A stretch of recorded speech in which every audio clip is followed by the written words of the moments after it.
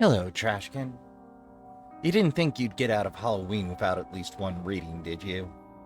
That's right, the Wampus is up, which means it's time for spooky reading. This evening's tale is a surprise to me. Friend of the channel, Batsy, reached out with a request for spooky reading and a suggested story. And since they had a direct line to the creator, well, things got hammered out in a hurry, because normally I stick to the public domain side of the street, but I was completely unaware anybody on each was publishing short stories, so A Late Night Drive by Portrait Prophecies, and link to the each with the stories if you want to read along is available down below, as well as to everything they've done on each. So without further ado, the windshield before him was in pieces. He sat slumped against the wheel of his machine, peacefully unconscious in the dark. A steady rumble kept the silence of the countryside at bay. It was the engine of his automobile, running idle on this long road between places. A shuddering chassis continued to sprinkle glass onto the asphalt below, its frame bent in the front. He was not aware. Deep inside, he had gone somewhere else for now, his battered body anchoring him to a vehicle far beyond warm urban lights. The furious wail of a train echoed out across the night. It was an ordinary sound, leaking onto the highway from somewhere deep within the encroaching woods. The familiar noise resuscitated him, and so he snapped to attention in his seat, resuming from the moment that first knocked him from this world.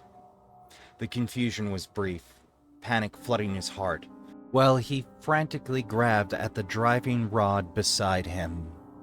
Shifting the automobile into reverse, he slammed one sole against the acceleration pedal, his wounded vehicle swinging around in the dark before speeding off down that long road once more.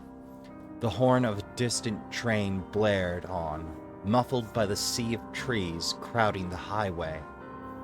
A call that soon faded beneath the roar of his engine as he drove away, and he knew. He knew that no tracks had ever been laid out this way. No train could possibly be out there, especially not so late into the night. This sound was something else. Something that was looking for him now. Tree Hollows watched on from the edges of the road, illuminated by the cracked headlights of his machine as it pushed back the wall of darkness. Finally, that sound was gone, the source unable to keep up as its wail soon dissipated into the woods. A fragile sense of calm washed over him, the sweat on his face quickly drying in the bare wind as he drove. It was abrasive, yet soothing.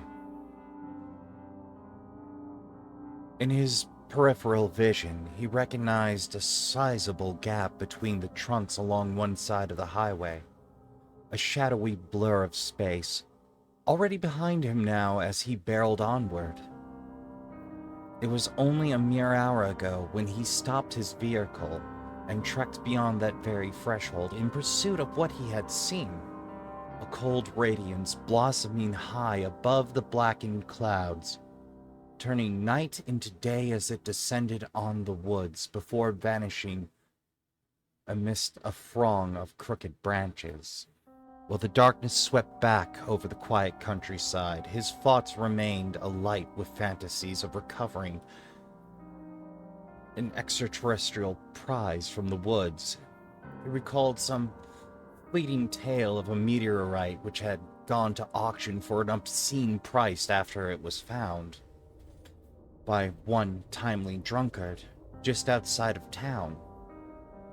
So he brought his vehicle to a halt inside a fortuitous gap in the tree line, his mind swirling with possibilities as he set out into those black woods on foot, searching for alien treasure.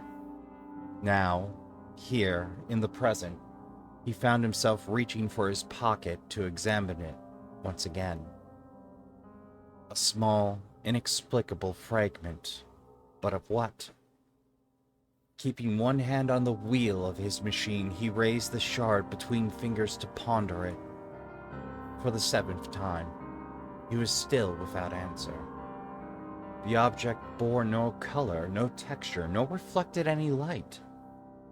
It was an impossibly transparent thing, yet remained undeniably present in his trembling grasp. Still, with the fragment in hand, he struggled to discern its exact shape. There was a confusing lack of friction along its exterior. This was what he found in the woods among the shattered branches and scarred earth. Then came that infernal sound. The two were clearly entwined, but he could not relinquish such a prize now. His resolve hardened from the chance it secured, the chance of a better life. He need only keep driving, until suddenly his automobile lurched to a halt. The whiplash bouncing him against the driving wheel as a cry of shock was pushed up from his lungs. The old vehicle screamed from a collision, darkness enveloping the road as both headlights were crushed on impact. Then all became quiet and still once again. He clutched his throbbing chest amid the gloom, fantasies of wealth keeping him conscious, while he opened the driver's side door and stumbled out. Limping a short distance into the night, while his breath struggled to return, fear and desire pushed him onward even now, until he realized the fragment was gone. A raw gasp filled his lungs, energizing him as he scrambled back toward the wreckage. A raw gasp filled his lungs, energizing him as he scrambled back to the wreckage. Feeling around the driver's side, he eventually recovered the object near his acceleration pedal. With all his strength, he clutched that precious thing and withdrew from the vehicle, before cautiously staggering onward down the highway. He glanced at the crumpled engine of his automobile in confusion while passing by, mourning its loss, only to collide against some kind of wall in the dark. He stumbled backward, his tired eyes struggling to discern any obstruction out there in the unbridled night, yet upon reaching forward, a barrier was unmistakably present against his free hand. A wall right in the middle of the road. A wall completely devoid of texture and friction. Instinct began to pull him back, to get away from the unseen structure as he shivered with dread, until it boiled over, and he turned, until finally it boiled over, and he turned, frantically running for the shelter of the western tree line. Night became day as cold light erupted from out of the woods before him, and with it came the sound, a deafening wail that shook the very road beneath his soles, fright nearly causing him to fall over as he turned yet again to scramble away. Somewhere amidst that white glare, he ran into the side of his automobile, forcing him to blindly clamber around it. Within moments, he was stepping on curdled earth, the radiance behind casting long shadows through the eastern woods around him, until he lost his bearing. That sound was everywhere now, thundering against his eardrums, the light moving impossibly from one direction to the next. All the world became a shifting mesh of black and white, while he remained forever in the middle, going nowhere. His foot collided with an exposed tree root, the impact dragging him down to his knees. Surrounded by chaos, he could feel the shard convulsing within his sweat-soaked grasp, for it frothed in time with the bellowing light. He clasped the object between his fingers and held it towards the sky in defeat. Fine, just take it. Take it and leave me be. He could scarcely distinguish his own voice from the blaring whirlwind around him. I meant no harm, you hear? I meant no harm at all. I just wanted money. He had no more thoughts to speak of. They were all being drowned out. The abstract woods continuing to bend and stretch as the brilliance screamed against his temples, utterly indifferent to his plea. But then he saw something, a shadow without a source, at home between the writhing trunks and shuddering branches, an appendage of shade creeping across the bleached earth before him.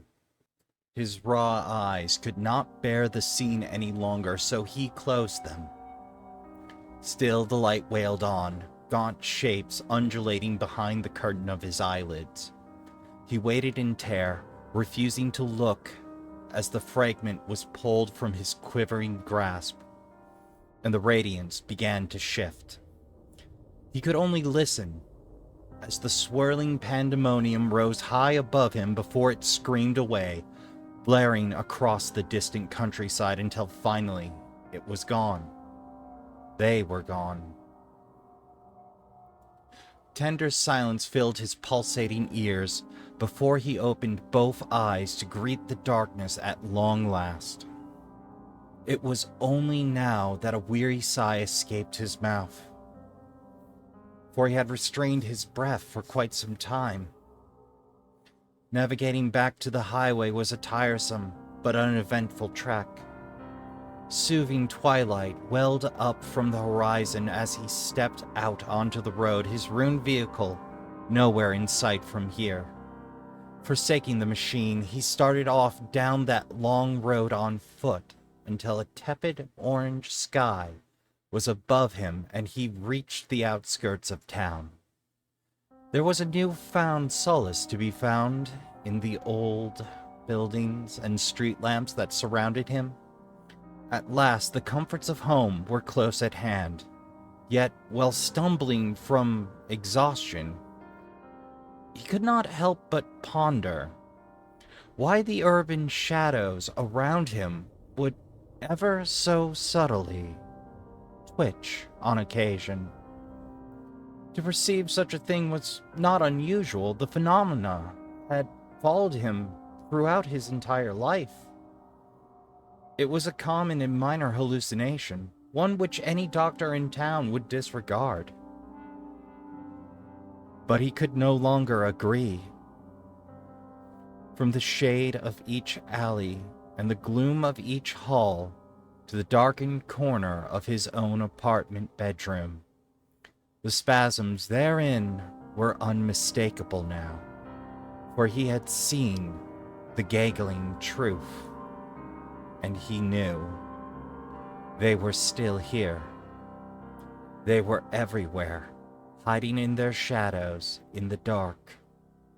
How long had it been this way? He recalled tales of unexplained light and bellowing out in the woods, ever since he was a mere child, stories that had once regaled his own youthful parents. The notion kept him awake now, the notion that they had always been there. And Trashkin, I do believe that's all we have from this one. Again, by Portrait Prophecies, who you can find a link to down below. If you do, say hi. Comments always help out. Each has an algorithm that we also don't understand, so a little interaction goes a long way. Oh, that's Torbs. Torbs is, Torbs, the ever inestimable trash cat, is currently hunting for stimulus. Well, come here. I can't pet you from over there. Come on. Come on. Make your customary appearance as my closest facsimile to the actual Wampus. Do you have anything to say to the viewing public on YouTube, Torbs? No? Well, you just have to scratch. Okay, Trashkin. One interruption from my Wampus Torbjorn aside, I gotta say, I like it. It's got a nice slow pace. It builds on itself. The object and the thing after it. Mostly the invisible wall reminds me a lot of In the Walls of Eric's. I haven't thought about that Venusian mining bunch for a hot minute. I might have to reread that. But that's it for this spooky reading. I might do a second if I'm feeling spry and the freshly acquired Nintendo DSi doesn't pull me in too hard. So, thanks for coming out. Thanks for watching. Or listening in this case. I've been your humble host, Raspa Trashbear, and I'd like to remind you to go ahead if you can hang out for the next one or don't have any more desire to watch Let's Plays today. Help yourself to a snack and a drink. Remember to fold out that camping chair, we're going to need it. And don't forget to count your spoons, hydrate, medicate, and take care of yourselves as best you can. Don't forget to tell the people you love you give a good damn. Go play some games, good night, and I'll see you all in the next one.